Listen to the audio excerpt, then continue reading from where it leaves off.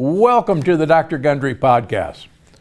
Get a dog. You know, it's my favorite prescription to give patients. In fact, just this week, I wrote another prescription to get a dog.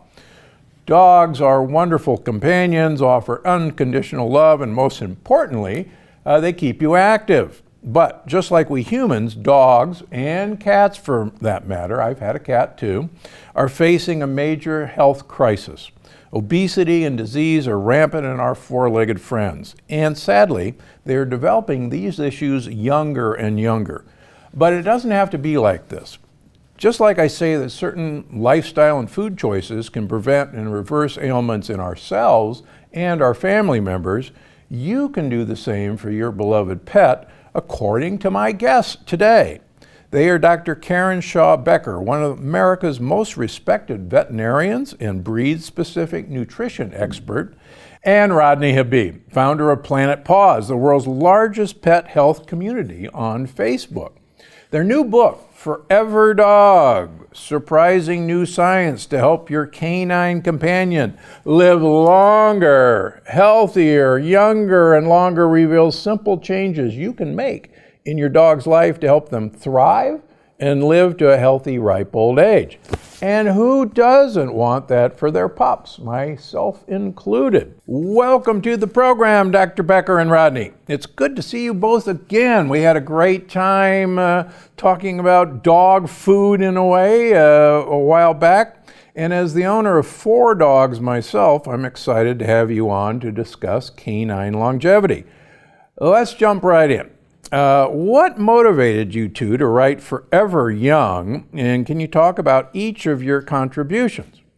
Well, first of all, thanks for having us. It's a treat to be on your podcast. And yes, I think it was about 4 years that you were on our podcast, and you, of course, made a great impression. We were discussing the DCM saga then, but it was actually then, Dr. Gundry, that we started, about 2018, that we started our passion about investigating these oldest dogs in the world. And we had heard about them for several years. We knew that there were some 29, 30-year-old dogs out there. And I'll just speak for myself. Rodney's obsession with the oldest dogs in the world allowed him to interview the owners of those amazing dogs. But for me, I am obsessed with longevity science. And because the top tier human longevity scientists are doing some pretty amazing research, my obsession and my drive for writing this book was going to those scientists to reverse engineer the oldest dogs in the world. So you can talk a little bit about your obsession with ancient dogs. Yeah, and my obsession, of course, comes from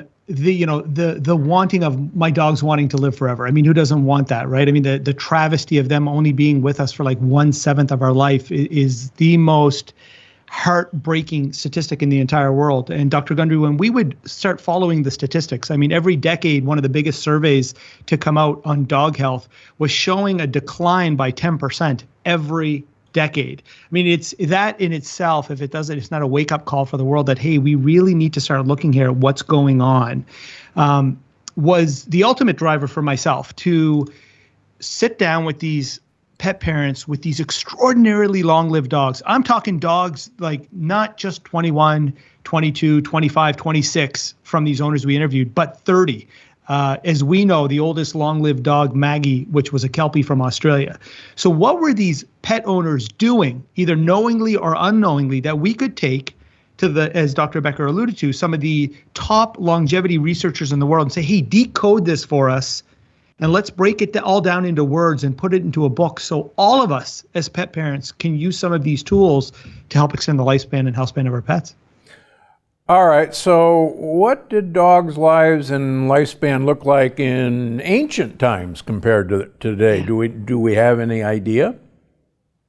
Well, we definitely have clues. I mean, Odysseus, if you look back into the Odyssey, I think like one of the second oldest pieces of literature written. If you remember in the battle, Odysseus would get, I think it was on his boat, and he would travel, and I'm probably going to mutilate this, but he traveled across the ocean, I believe, for 10 years, came back, got lost, another 10 years, 20 years, he came back and he met his dog, Argos, after 20 years, which was the first clue to a 20-year-old lived dog. As we started to dig deeper, and you would talk to veterinarians of the 70s, they would tell you, Michael Lappin, Dr. Michael Lappin, who's part of one of it's called the Canine Longevity Project, the Golden Retriever Project that the Morris Foundation put together. He would tell you that veterinarians of the 70s would tell you that the average Golden Retriever would live to be around 18 years old. 17, 18. Yeah. That's not happening today. In fact, research today will show you that the average Golden Retriever, 8 or 9, if you're lucky. So that was the first aha moment for me. For you? Well, and for me, it's being in practice for 20 years and seeing dogs degenerate when they're still young. Watching animals go through a degenerative process is a miserable thing, especially 2, 3, 4 years of age. So I knew that there was an issue, not just from the time that I graduated veterinary school, but I knew there was an issue in clinical practice. So both of us came together recognizing that pet owners will do anything to help their dogs live as long as possible, but they didn't have the tools. They don't have the research. They don't know what to turn. I don't know about you, but in veterinary school, we were not told, in my preventive medicine class, we weren't told how to prevent diabetes and how to prevent cancer and how to prevent heart disease and liver disease from occurring. We weren't taught anything about preventive medicine. So my clients wanted that. And I looked at Rodney several years ago and said, listen, we have to write this down in a book to be able to give people a blueprint or a resource guide to be able to get the job done. Yeah, so it's interesting, not to change the subject, but I have third-year family medicine residents rotate through my clinic, and just finished a rotation yesterday, and this individual had never been taught that any preventative medicine did not. We were looking at kidney function or heart function or bone health, and she said, well, everybody knows that as you get older your kidneys deteriorate, and everybody knows as you get older your bones deteriorate, and everybody knows that as you get older your heart deteriorates. I said, well, gee, that's funny. That's not true. And she said, well, of course it's true. And I said, well, you're going to see in the next month that that's not true. And, she walked away going, holy cow, why wasn't I taught this? And I'm sure the veterinary school is exactly the same way. And part of the frustration, because I practice just as you do, I practice proactive medicine. No one wants to watch their patients get sick and then try and reverse the process. It's common sense, but also incredibly worthwhile to prevent the body from breaking. And yet we, at medicine as a whole, we're still functioning off of a disease model, a reactive disease model. So we wait for the body to break and then we try and patch it back together. What we know in veterinary medicine is that dogs are breaking cellularly very, very young, 2, 3 years of age. They already are showing signs of cellular degeneration. And that was pretty eye-opening to us. Some of these amazing longevity researchers are actually doing some genetic testing. They've swabbed some of these ancient dogs and they're trying to determine, is there a genetic subset that is allowing these dogs to live an extraordinary long period of time? Are there environmental variables, which of course there are? Is it related to food or environment or nutrition? All those things play a part.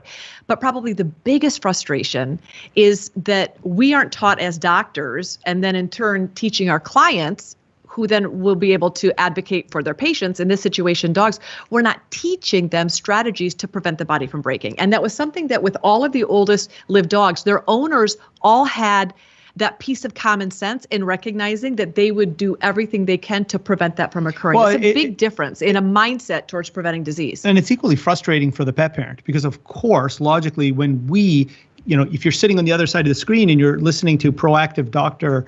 Gundry or proactive Dr. Karen Becker, it's frustrating as a pet parent when you go into the world looking for a proactive doctor. It's almost impossible. It's I'm sure substantially harder in the vet space than it is in the human space.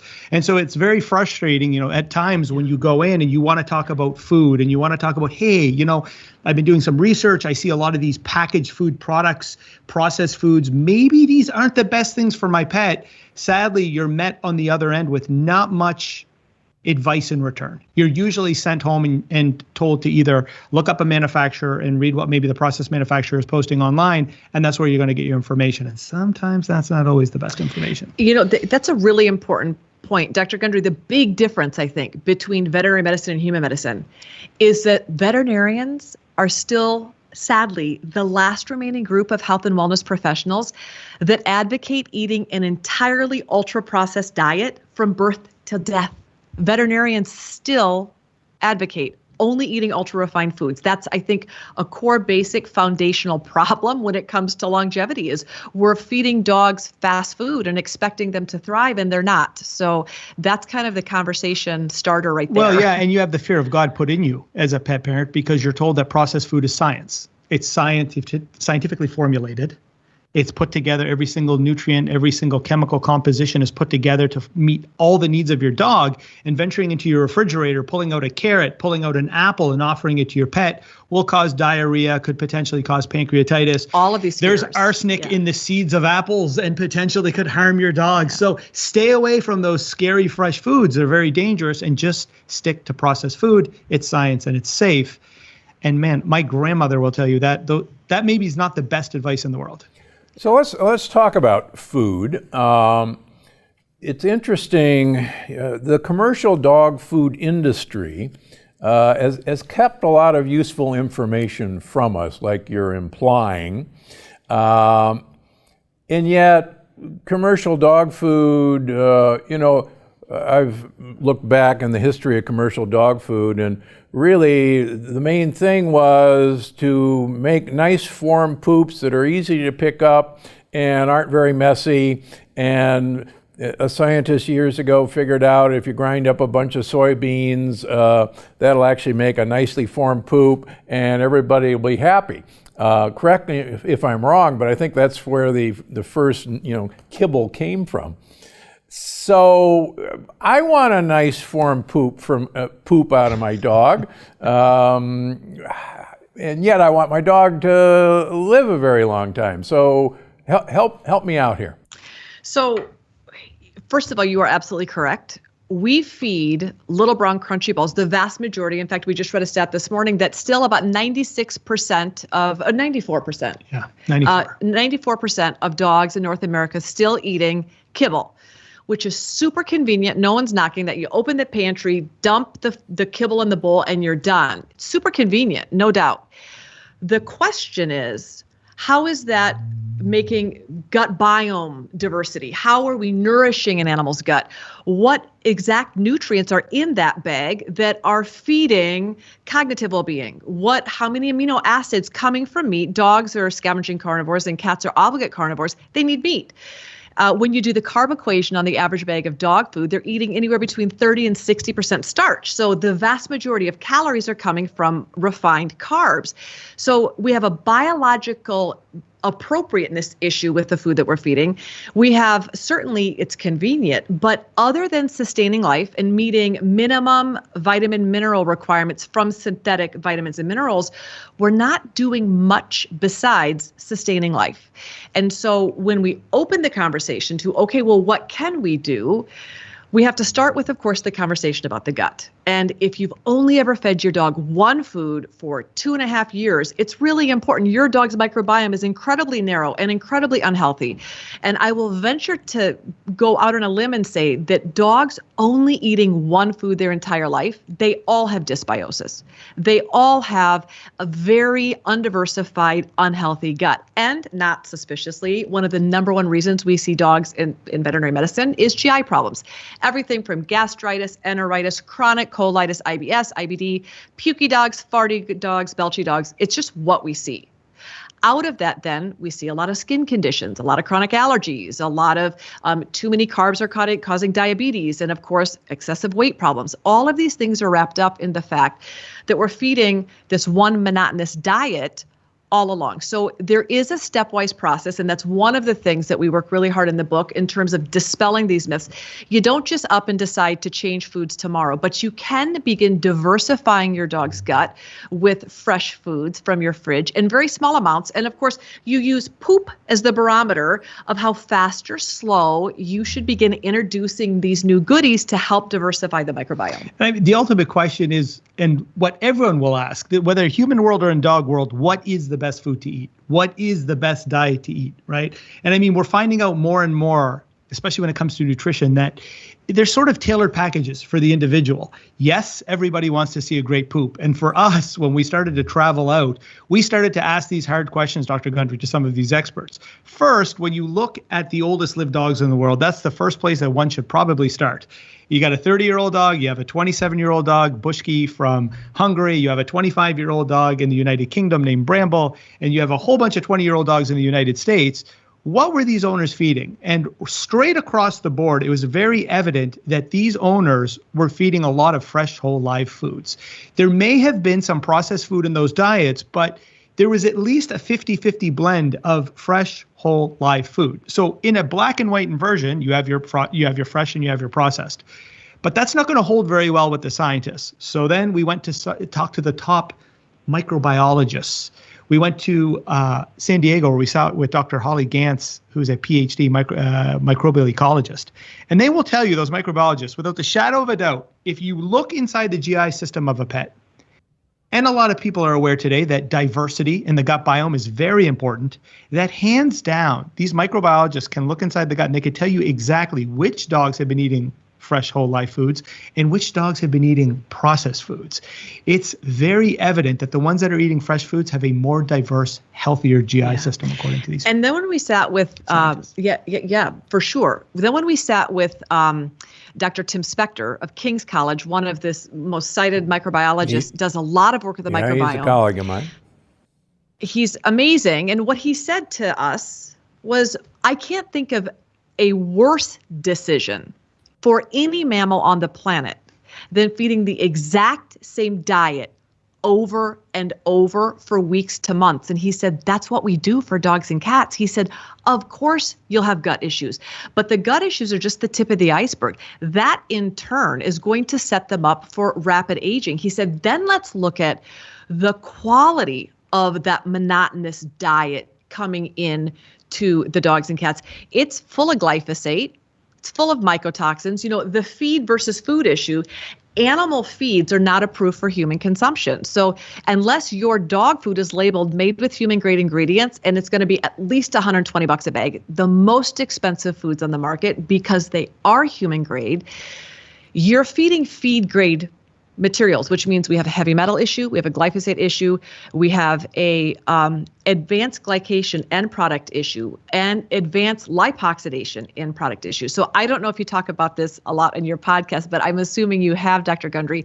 When you high heat process food, once some bad things happen.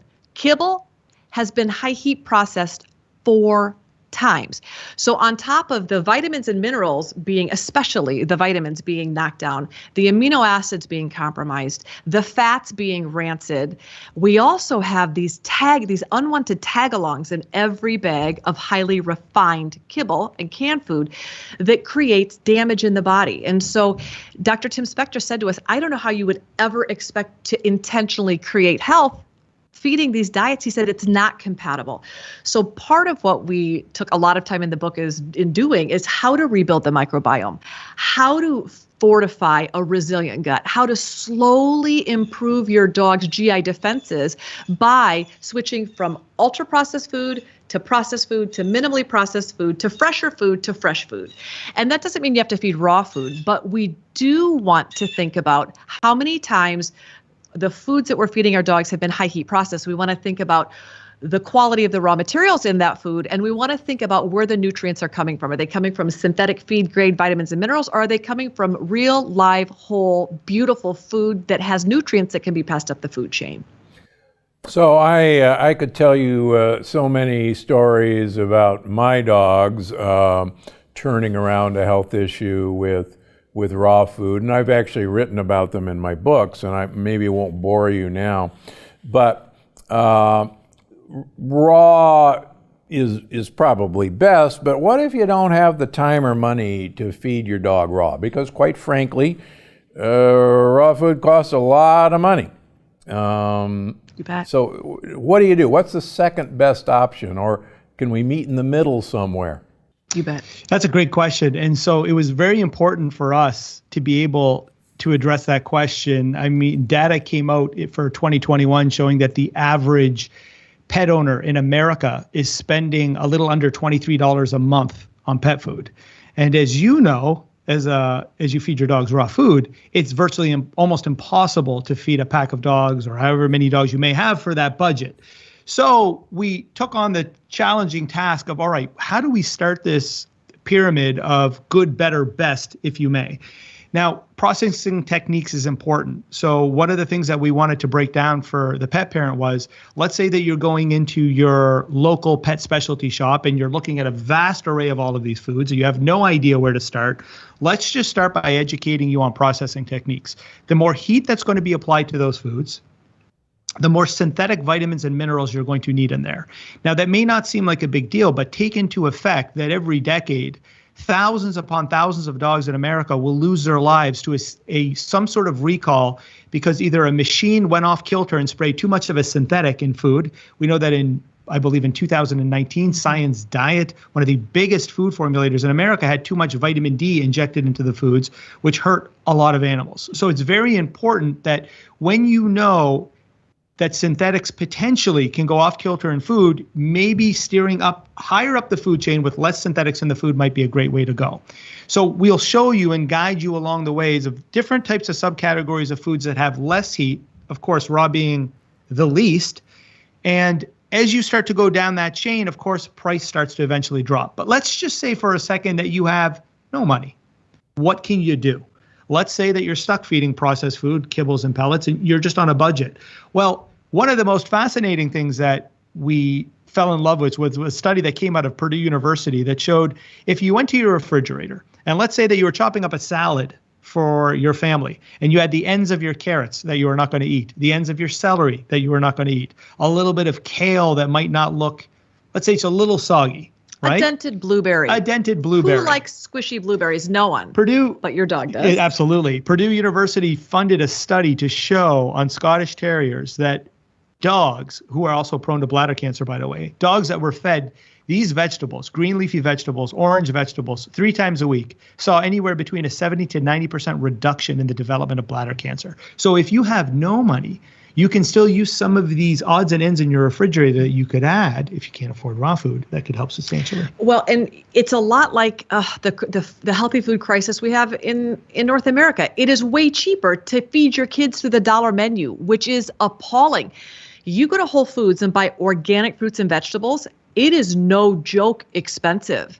It's way cheaper to buy terrible food that your kids aren't going to fight about eating because it tastes amazing. No one's going to argue that. Here's the difference. If we do feed our kids or our bodies, the average person in North America, about 50% of their daily calories are taken in the form of processed foods. 85% of dogs in North America only consume 100% of their calories coming from processed foods. They never get any fresh living whole foods. So even if we're occasionally eating crappy foods ourselves, we don't do it every day, all day for every meal, but we do it for our dogs. So yes, share all the fresh foods from your fridge that you possibly can. That's going to put into your dog's body fresh living whole foods.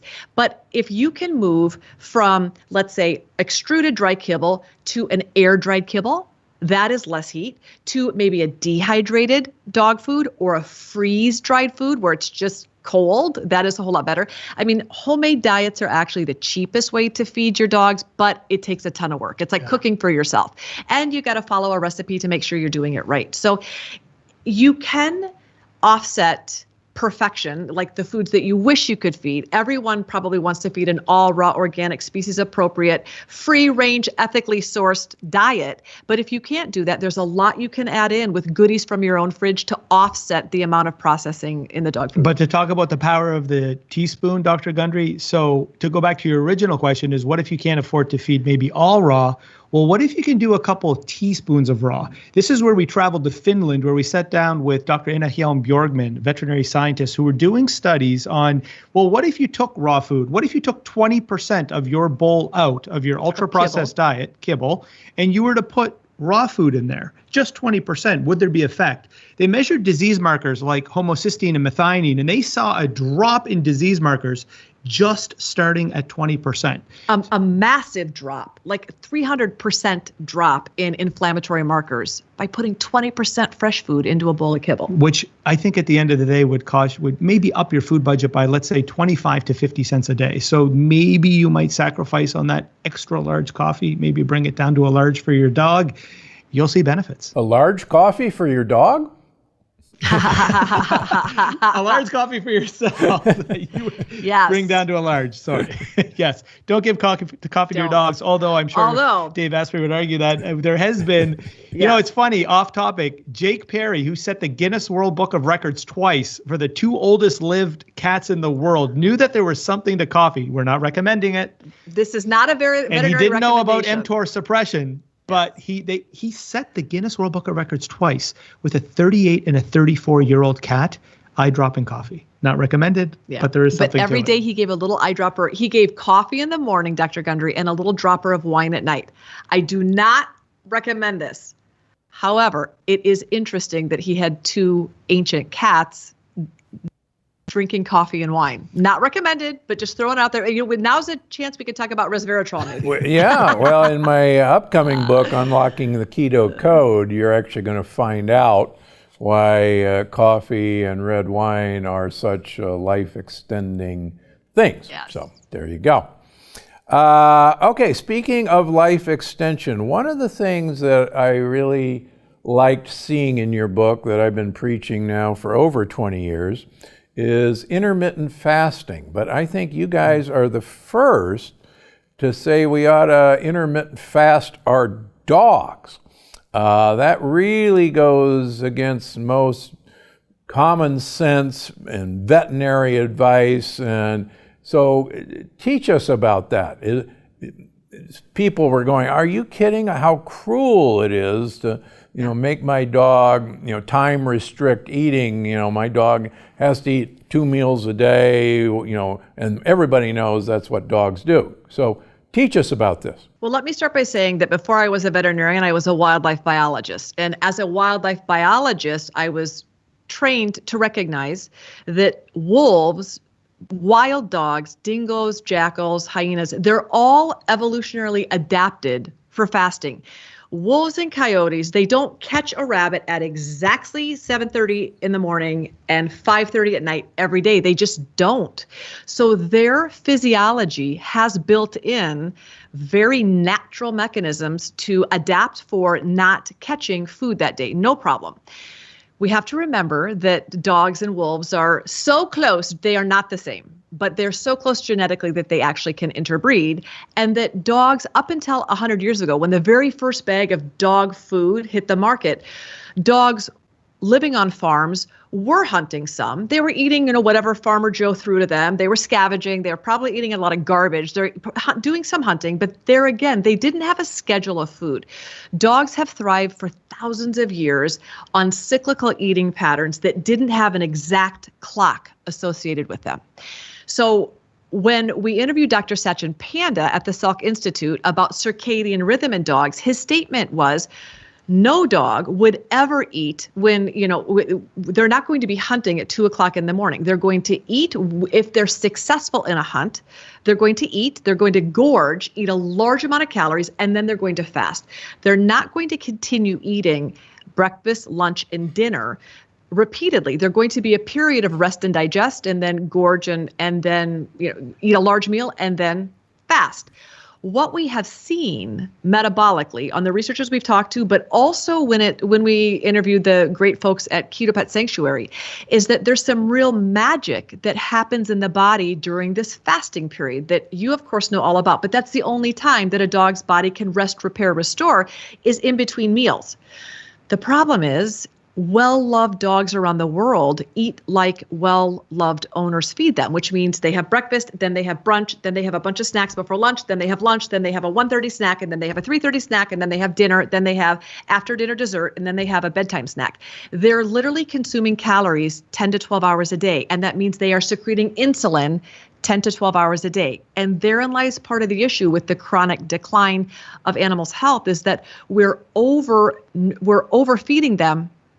They're being undernourished, but they're in a constant cycle of cortisol release and insulin release. And here's what's interesting, whether, a pet parent realizes or not, their veterinarian technically does tell them to fast their pet when their pet is sick. You'll always get a call, when you make that call to your vet, that emergency call, oh my gosh, my dog's got diarrhea. Typically the vet on the other end will be like, hey, fast them for 24 hours. Water. When we say fast, always fresh, clean water available. And typically magic happens within those 24 hours. All of a sudden, miraculously, that dog seems to get better. Now, this is real interesting, too, because when we sat down with Dr. Jason Fung here from Toronto, nephrologist, he was telling us, the average human is putting food in their mouth 10 times a day, not 3 times. We think about 3 meals a day, but they're putting around 10 different types of foods. They go to the refrigerator, they're snacking. Oh, and by the way, they're sharing those treats with their pets. So as Dr. Karen Becker alluded to, dogs are eating almost 10 times a day. And every single time you're getting glucose spike, you're getting insulin release, and things are happening in the body that I believe that not a lot of pet parents are aware of. Now, fasting is challenging because I can, in my retrospect, speaking on behalf of a pet parent, you do kind of feel awful looking at those adorable eyes and saying, oh gosh, I'm not going to give you any food today because I love you. It's not an easy thing to do. So we try to break it down into stages. There is a ton of research out there that shows the magic of autophagy and what happens when there's not food in the belly. And believe it or not, if you've got a dog in a cancer situation, Dr. Becker mentioned we went to Keto Pets, where we sat with Dr. Dominic D'Agostino and the whole team down there, where they were able to, if not halt, reverse, or slow down these cancers, of course, putting these animals into a ketogenic diet. I'm very excited for your book that's on the way. But the benefits as well of what happens when food's not going into the body and how they're able to slow down the cancer process. So this is something that if a piano's not falling from the sky and you're not in an emergency situation as a pet parent, you're not really listening to fasting your pet. But one thing that was really impactful for us was one of the well-known longevity studies in the dog world that they use in the human space today, by the way. This was a controlled study over 12 years on golden retrievers, where they were like, well, what would happen if we fed dogs ad libitum, meaning how most pet parents feed their pets? You pour a bowl of kibble out for the dog and you leave it out for the whole day. And whatever Rover wants to eat, he's going to eat. But what would happen if we were to take 25% of that bowl and reduce it over a dog's lifetime? Would there be some sort of impact? You said it to me yourself years ago when you were on my podcast, which was so impactful to me. You said, I remember, and I'm going to paraphrase here, but I believe if I'm not mistaken, either it was your father or cardiologists would say that you have only so many heartbeats until your heart stops. And you took it and reversed it and said you only have so many calories you can use up until you reach that maximum threshold. So if you only have, let's say, hypothetically, 1 million calories in your lifetime, you can get there fast, eat them all at once, or you can slow roll it and live as long as possible. Well, this holds true for these dogs. These dogs, Dr. Gundry, that got 25% less calories a day over that 12-year study, on average, lived anywhere between 1.5 years to 2 years longer, just because they reduce 25% of those calories from the bowl. So what we advocate is not that you skip a day of feeding, although dogs do fine. And if your dog is under 5 pounds, feed them every day. But dogs over 5 pounds, I have a 10-pound Doxy. I fed him once a day his whole life. He lived to be ancient and 0 health problems. But that being said, we do advocate feeding your dog every day, because who wants to fast their dogs? Who wants to fast themselves? No one. But what we do advocate is that you create an eating window. And by you creating an eating window for your animal, let's just say that you work all day, you're not going to be around your dog who's constantly saying, hey, you're kind of by the fridge. What do yeah, exactly. So that is a built-in fast. So if you are working from home and if your dog is a breakfast eater, get up and feed him breakfast. But the time that you start that first meal that goes in, try and get all your dog's calories in an 8-hour window. And by doing that, you're giving the body the remaining time in a 24-hour period for rest, repair, and restoration, for autophagy to occur, to all of the magic to occur in the body that needs to happen to reduce cellular aging. So let's just say that your dog is not a breakfast eater, and many dogs aren't. I have to say, as a veterinarian, one of the biggest questions I get from clients are saying, I get up in the morning and I want to eat breakfast, but my dog isn't hungry. So I add I add mozzarella cheese on the top of my dog's food. They start doctoring up their dog's bowl, bacon. They want their dogs to eat a big breakfast. Well, if you think about it, dogs being Canis lupus familiaris, they would hunt once later in the day. They're not big breakfast eaters. So if your dog says, hey, I don't want to eat breakfast, awesome. Honor your dog's physiology. If your dog comes to you at noon and says, I'd like my first meal at noon, great. Then that's the beginning of your dog's eating window. And then if you can get that second meal, if you're going to feed twice a day, then get that second meal in within 8 hours so that you can provide this other opportunity for your dog's body to reset itself metabolically. That's a good point. And again, we have 4 dogs and 3 Labradoodles and a rescue miniature poodle. We always have one rescue dog, and that's another story. But we have one of the Labradoodles, the mid-size. She is totally uninterested in breakfast. Everybody else thinks breakfast is a great idea. And she says, no, not interested, and we just, and she never eats it. So, but we still put it out because she likes to growl at everybody else. But she won't eat it, and and she's pretty smart. We'll see how long she lives. Our last rescue dog, we actually had to put down at 19, but he lived most of his life on the streets in LA, and he came to us about 6 years ago, and kind of on his last legs, but really skinny. And one of the things that's interesting, I think he actually had some good, long-term tactics because, he made it 19 years, and we really thought, well, we're just going to nurse him through his last year of life, and he lived another 6 years with us. So anyhow, so yeah, dogs are pretty smart if we'd let them do what they want to do rather than. Right. And rather than, so what do you think about all these dog treats and dog cookies and all these, yummy little things, and we're pampering our pet by doing that? So that is the perfect opportunity to ditch those high carb, totally unnecessary. They're full of dyes and preservatives. They're full of synthetics that are just unnecessary, flavor enhancers. They literally do nothing for your dog nutritionally, and they take your dog metabolically back a step. So even Dr. Gundry, and they're super expensive. Treats are some of the most expensive food products on the market. So even, let's just say that you can only feed ultra-processed kibble because of a financial reason. Don't spend money on crappy dog treats, nothing from the supermarket. That's the opportunity to save some money and then feed your dog from the fridge. Feed fresh, whole, living, low glycemic veggies. Blueberries. The only foods you can't feed dogs, no members of the onion family, no grapes or raisins, no macadamia nuts because they're high in fat and they can cause some GI upset, no chocolate. But otherwise, from your fridge, if your dog will eat celery, feed it. If your dog will eat green beans, feed it. If your dog will eat lettuce, feed it. And that's a great way to save a ton of money from expensive treats that do nothing metabolically for your dog. In fact, if anything, they create a metabolic burden for your dog. Get those treats out of the house and start using real fresh foods as treats. I can say, Dr. Gundry, when, the first thing, it's kind of a knee-jerk reaction for me when you say to me, hey, what do you think about these treats? That being because I'm a pet parent whose pet was severely injured and hurt from consuming treats.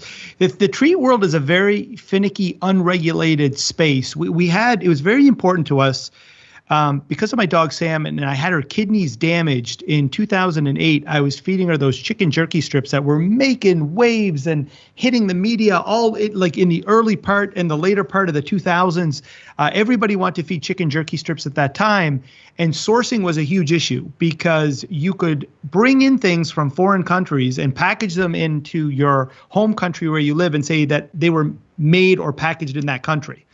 And a lot of things were coming in from China at the time. I know that still today, the FDA, with a 15-year investigation, still hasn't been able to figure out what's going on with some of these treats.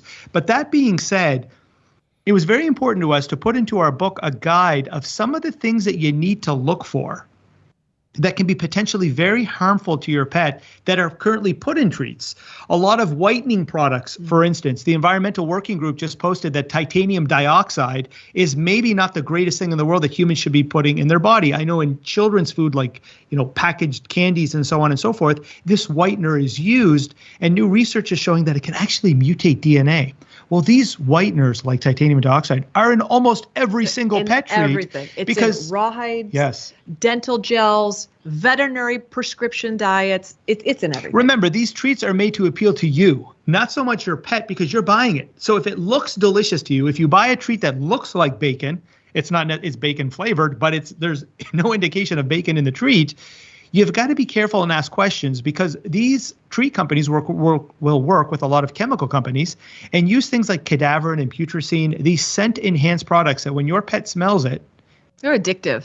They're in, right? Addictive. Like, you could try making it yourself and not use these chemicals, and your dog will be like, are you crazy? Do you actually think I'm going to eat that? But you start using flavor enhancers and scent enhancers, you're going to change your dog's mind. And reading some of these dyes and artificial flavors. So that is really important to us, that we want pet parents to be aware of what they're looking at when they're looking on the back of packagings. And the power, as Dr. Karen Becker alluded to, they're just pulling a blueberry out of your refrigerator. There's dog studies that show that blueberries, what they can do, the free radicals, the antioxidants can clean up the free radicals in the body. They've done multiple studies on blueberries. And we know today that blueberries are a longevity food. You talk to almost any longevity expert, and they're like on the top of the list to be adding. So what better way to pull out like a blueberry, freeze it in the refrigerator, the freezer, now you have a crunchy treat for your dog, versus using something with a whole bunch of additives and fillers and colors. Or things like sardines packed in water. Like how about some boiled eggs? Like, eggs are the best treat. They're cheap, they're amazing, they're clean, there's no added dyes, there's nothing. Dogs love eggs. So there's some easy, simple things right in your fridge that can completely replace those ultra processed treats that do nothing for your dog, and they're incredibly expensive. And you end up paying to give your dog health conditions that you have to then pay your veterinarian to try and fix. So you're better off just feeding clean foods, clean treats to the best of your One ability. last thing that we'll add, Dr. Gundry, is there's some incredible pet parents, small farmers who have like small farms, or people at the farmers market that are actually doing some incredible things because they want to avoid these type of synthetics and dyes. If you have a local farmers market and they're making homemade chicken jerky, or you can buy chicken breast and chop it up and you can just give cube chicken, fantastic. So there are some amazing treats made with human grade ingredients that are single ingredient. You flip over the back and it just says rabbit meat or lamb lung or venison liver. Those are excellent single ingredient, high protein. As long as you can pronounce everything on the label, you know what it does or what it means, and you know source of origin in terms of where it came from, you're okay in feeding those treats. They're just really expensive. Yeah. Another thing that you guys haven't mentioned that I'm a monster fan of, I actually give my dogs olive oil on their food. Oh. High polyphenol olive oil, and they love it. So I will say this. First of all, as a Mediterranean, it's a staple in my household. I mean, what an incredible way for polyphenols. I mean, unbelievable. In fact, correct me if I'm wrong, is there not melatonin as well that can be found in olive oil? I'm glad you mentioned that. Actually, there is, and I talk about this in the Energy Paradox and also in the upcoming book. It turns out that probably the true benefit of the Mediterranean diet has nothing to do with polyphenols or resveratrol in red wine, but olive oil and red wine have very high amounts of melatonin. And melatonin is actually one of only two antioxidants in mitochondria. There are only two mitochondrial antioxidants, melatonin and glutathione. None of the other ones, believe it or not, are antioxidants in mitochondria. So yeah. So Dr. Gundry, are you a proponent of mushrooms for glutathione, or what is your? Believe it or not, because mushrooms are one of the second highest sources of melatonin. I did not know There you go. that. So we're big fans of culinary and medicinal mushrooms for dogs. They're fantastic. They build the microbiome, prebiotic fiber, a bunch of really great things come out of mushrooms. People don't like to feed them. They're weirded out. People are weirded out by mushrooms. Mycophobia. Yeah. It's a really big problem. But to go back very quickly to olive oil, so of course, we have so many references in this book, Dr. Gundry. I mean, well over, I'm going to say probably at this point, 400 studies. We couldn't fit them all in the book because the book would have cost $7 million. So we had to remove it and bring them into a website. But I was dying to get some data on olive oil. Would you believe there's not a single study done in the dog world with olive oil? I scoured the journals dying because I know that there's going to have to be a ton of benefit there. So hopefully some young scientist is listening to this today and says, I have a great idea. Yeah. But I do believe that olive oil is magical, and I'm sure studies will show the same thing. And I'm a huge fan of olive leaf. Yes. As a proactive wellness doctor, I use olive leaf daily. So we're big fans of all things olive oil, olive leaf. But we have to remember too and excellent ads. We know clinically that it does a bunch of amazing things, but there's not studies to back it up yet. We're working on that. Yeah. And interestingly enough, there are far more polyphenols in the leaves of fruits than there are in the fruits. So you're right, olive leaf extract has far more polyphenols than olive oil, and so on down the line. In fact, there's far more polyphenols in apple leaves than there are in apples. And there's far more polyphenols in blueberry leaves than there are in blueberries. So if you want to grind up some blueberry leaves, give those to your dog. But I digress. Okay. It's interesting. You mentioned that you probably killed one of your dog's kidneys with these chicken jerky treats.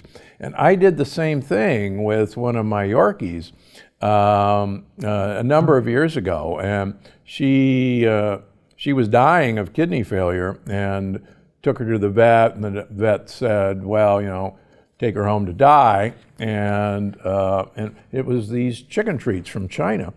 And the good news is, and I wrote about this, I put her on the raw pancetta diet. I went and just bought raw pancetta, and literally that's all she ate.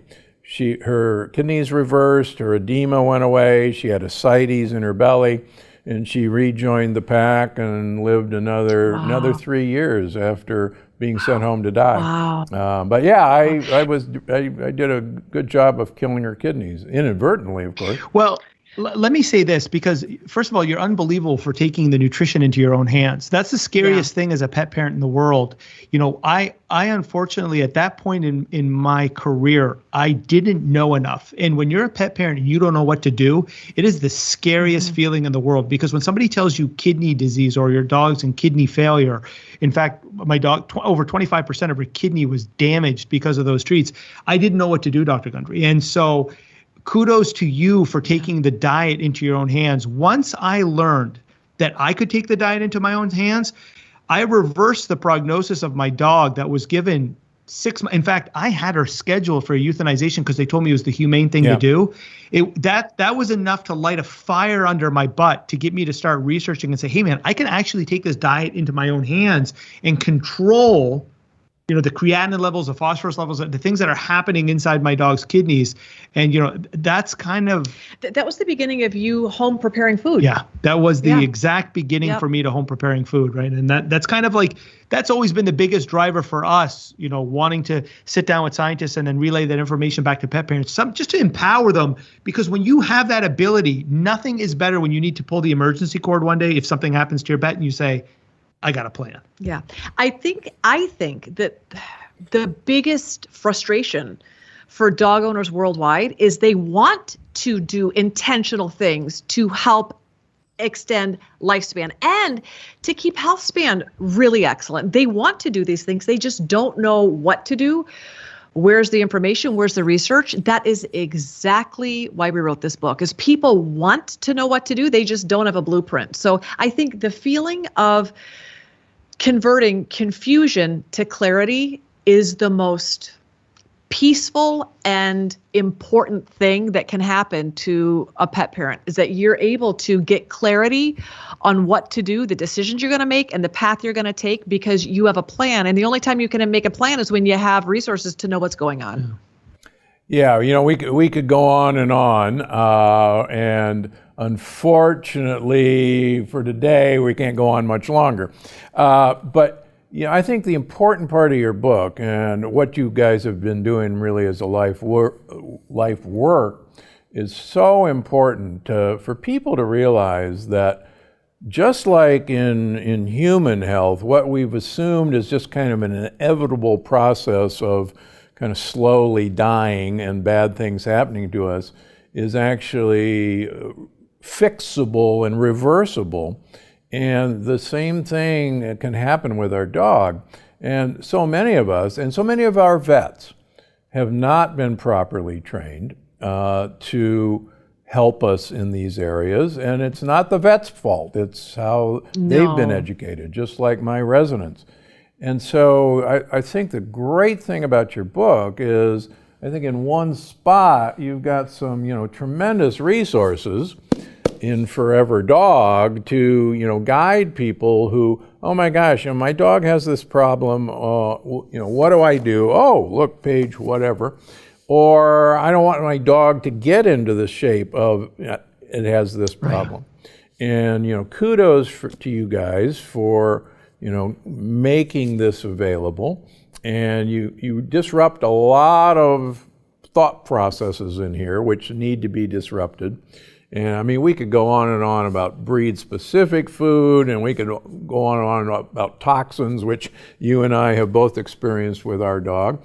And you mentioned glyphosate, and those of you who don't understand the word glyphosate, that's Roundup. And Roundup is in everything, and it's probably one of the best gut microbiome disruptors, best leaky gut causes, and changes how mitochondria make energy. And you're right, it's in almost all commercial dog food, whether you know it or not, and it's actually in almost all of our commercial food. So we could have a whole story on that. Anyhow, where can people find it, where they can find out more about both of you? I follow you on the web, etc. I get your emails, blah, blah, blah. How do you do it? So the quickest way, Dr. Gundry, would be foreverdog.com. You'll be able to find the links to all our pages and all our social handles where we'll be.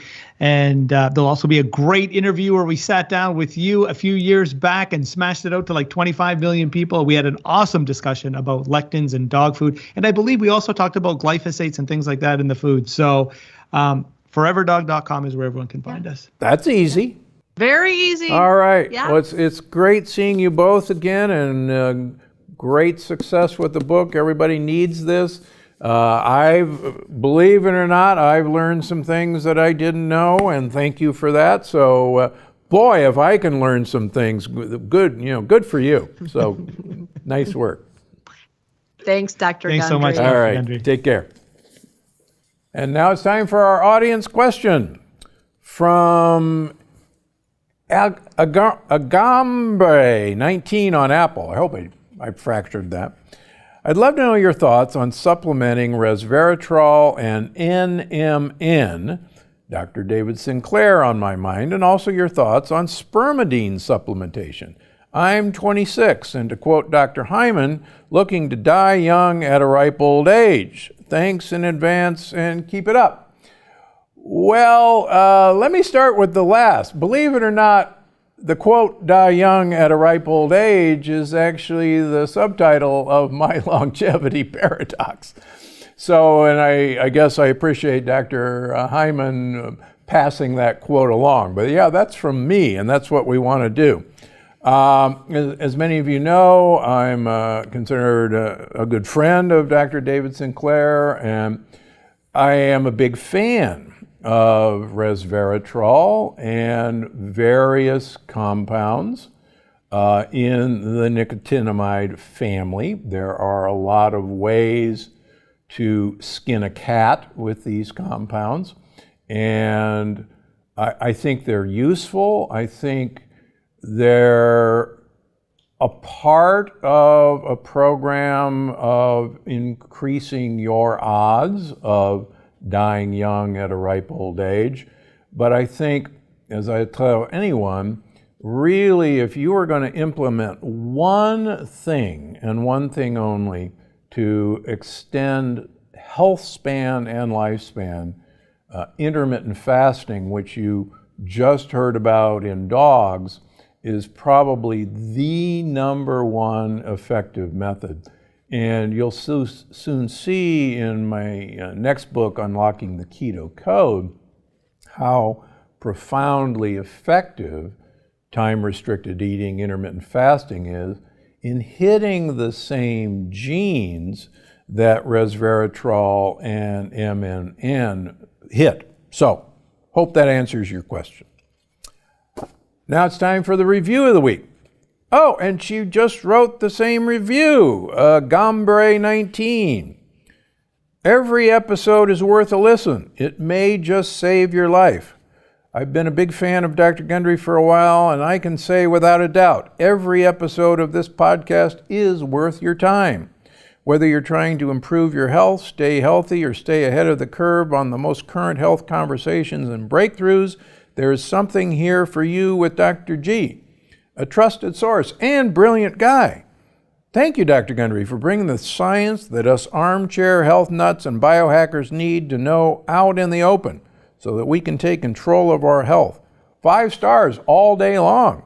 Wow. Well, thank you very much, Gombre 19. And for those of you who are watching or listening for the first time, please send us a review on iTunes, and maybe you're going to get read. And again, thank you for these comments. This is why I do this. This is why I get up every day and see patients 6 days a week, to bring you the important information you need to know to take control of your health, because nobody else is going to do it for you. And you know why I do this, because I'm Dr. Gundry, and I'm always looking out for you. We'll see you next week. Before you go, I just wanted to remind you that you can find the show on iTunes, Google Play, Stitcher, or wherever you get your podcasts. Because I'm Dr. Gundry, and I'm always looking out for you.